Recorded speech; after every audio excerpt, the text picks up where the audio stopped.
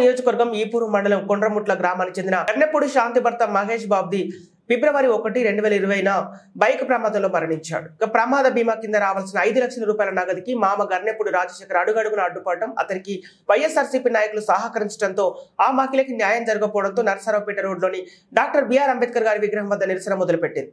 విషయం తెలుసుకున్న వినుకొండ జనసేనాని central Andhra co convener Shankarrao Srinivasarao ఆమెను కలిసి వివరాలు తెలుసుకుని ఆమెకు న్యాయం జరిగే వరకు అండగా నిలబడతామని హామీ ఇచ్చారు. కార్యక్రమంలో వినుకొండ పట్టణ, మండల, స్థానిక లీగల్ సెల్ మరియు కేఎస్ఎస్ నాయకులు పాల్గొన్నారు.